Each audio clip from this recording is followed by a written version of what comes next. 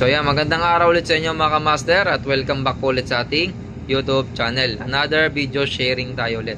So ngayon mga kamaster, siguro sa inyo alam na kung anong tawag dito at saan ginagamit to. Pero karamihan naman sa atin ay hindi pa masyadong pamilyar sa bagay na ito. So ang tawag po dito mga kamaster ay magnetic pump. So saan ba madalas ginagamit ang magnetic pump? So madalas ginagamit to mga kamaster doon sa mga company na kailangan ng pump yung chemical, no? Example dyan ay yung electroplating. So madalas sa mga company na merong electroplating, yung mga nagko-chrome ng product nila, so marami kayong makikita ang ganitong klaseng pump. So bakit ba ganitong klaseng pump yung ginagamit? So ito kasi mga kamaster ay purong plastic yan, no? Hindi man siya purong plastic, pero yung pump niya sa loob ay halos plastic lahat. So ginawa siya para talaga sa chemical. So yan, ito po yung ating magnetic pump. So may kaliitan lang to ng mga kamaster. Meron din namang malalaking magnetic pump, pero madalas yung makikita itong maliliit na to. Sa mga bagong electrician, maganda na pag-aralan nyo po ito. So ngayon mga kamaster, ipapakita ko sa inyo kung ano ba yung mga parts niya at sasabihin din natin, no, para malaman niya ng ating mga kapwa electrician. So sobrang importante kasi mga kamaster na alam nyo rin to. So sasabihin ko rin sa inyo mga kamaster pala, yung paggamit nito ay medyo maselan. Kung hindi ka marunong gumamit nito mga kamaster, talaga namang may tendency na ito ay yung masira. So itong pump na to kasi mga kamaster, bawal na bawal siyang paandaring walang tubig yung loob o walang liquid yung loob. Bakit? Kasi mga kamaster, malaking tendency na yung pump niya sa loob o yung impeller na tinatawag ay masunog. Or kasi nga plastic to mga kamaster, no? So possible talaga dumikit siya sa isa't isa. So ipapakita ko sa inyo mga kamaster para mas madaling ipaliwanag. So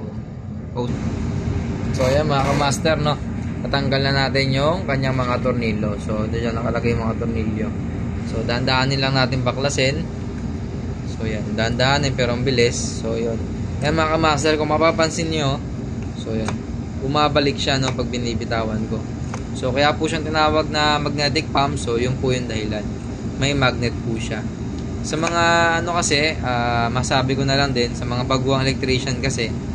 So yung mga wala talagang ka-idea, tapos magbabaklas ng gento. So hindi naman kasi lahat ng magnetic pump ay ganyang kaluwag lang yung kanyang magnetism. So yung iba kasi magnetic pump talagang sobrang lakas yung kanyang magnetism. So kaya yung iba nagugutla. So hindi na-expect yung mga ganung ano. So pag ganyan nila babalik, so naiipit. So may mga nakita na po akong ganyan sa mga dati kong kasamahan. So siguro isa na rin sa mga pa-welcome na mga dating electrician yung ganon. So yun, ingat-ingat na lang mga kamaster, no, pag magbubukas sa magnetic pump. So meron kasi nakita magnetic pump, sobrang tigas niya talaga, sobrang lakas yung magnetism niya. So yun, ingat-ingat kayo mga kamaster, talagang pag yun bumalik at kasama ang kamay mo, sigurado iyak ka talaga. So yan, tingnan natin yung loob. So ito yung kanyang magnet, no, ito yung kanyang magnet. So meron din siya dito. So ang tawag dito mga kamaster, ito rare case lang to, tawag lang dyan, rare case lang yan. So ito yung madalas masira mga kamaster. Ito yung sinasabi ko, madalas masira. Etong kanyang impeller. So itong gentong impeller mga kamaster ay may kamahalan talaga. Kung sa akin lang, kung ako tatanungin, napakamahal po nito. So yung gentong kalit mga kamaster ay nasa 3,000 pesos na po itong gentong kalit. Kapag ito ay pinaandar mo ng walang tubig or any liquid at nakaganyan yan, pinaandar mo, so ang mangyayari po dyan mga kamaster, itong harapan ng impeller at saka ito, didikit po siya dyan dahil sa sobrang init, sa friction. Matutunaw po yung plastic na yan. Kasi ito mga kamaster, kahit maliit lang na magnetic pump to, malakas po ito, no? malakas po yung ano nito, power nito. So yan, kaya yun yung iingatan nyo sa ating magnetic pump. So madalas po yan makasira yung mga baguhan nating electrician, yung hindi pa masyadong pamilyar sa magnetic pump. So yung precaution dyan mga kamaster, para maiwasan yan, so naglalagay kami dito sa input na to. Ito yung sanction, ito yung discharge. Dito sa sanction na to, yung hose nito, sa ilalim merong put valve. So pag siya ay merong put valve, so maiiwasan po yung pagkasiro ng liquid sa kanyang system.